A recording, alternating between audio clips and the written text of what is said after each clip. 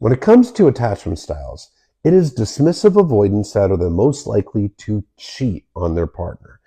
And there's a few reasons for this. First of all, when you're dealing with a dismissive avoidant, you are dealing with a person that really needs external validation to feel better about themselves. They don't know how to internally validate themselves. So getting that attention from the affair, it gives them that validation, that dopamine that they desperately need. And the dopamine helps numb their insecurities.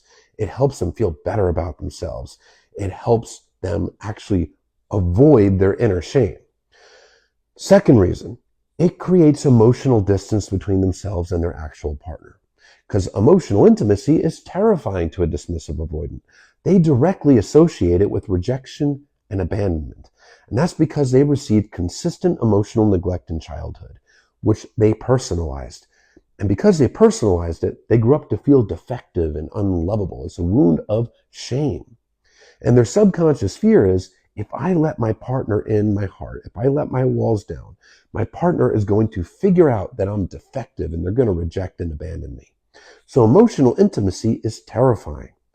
And it's really hard to have emotional intimacy with a person that you are actively cheating on and betraying. So it creates emotional distance. And emotional distance helps the dismissive avoidant feel safe again. Now, lastly, even though they received emotional neglect and they grew up in households where they couldn't talk about feelings, deep down, they still have a need to express themselves and to be vulnerable.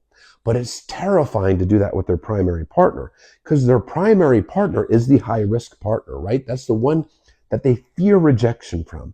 That's the one that they fear being vulnerable to because that's the partner that they actually subconsciously have up on a pedestal, their main partner. This partner is the great one, the one that is probably too good for them, etc., etc. So the affair partner gives them an opportunity to be vulnerable with somebody. And this is why dismissive avoidants often cheat down. They often cheat with a partner that is less attractive, less successful, less appealing in every way, shape, and form. And that's because this is a person that they don't really fear rejection from. And it's a person they can be vulnerable with, a person that they can release those emotions to without the fear of rejection. It is the low risk partner. So these are the reasons why dismissive avoidants are most likely to cheat. But that said, most dismissive avoidants don't cheat. They are the most prone to it, but most don't, because it's not only a reflection of their insecurities and their attachment style, it's a reflection of their character too. And cheating absolutely is a reflection of poor character, and it's a character flaw, and it's a representation of that person. And it is never the fault of the person cheated on. So it is absolutely a choice, because if it wasn't a choice, all dismissive avoidance would cheat. And that's clearly not the case.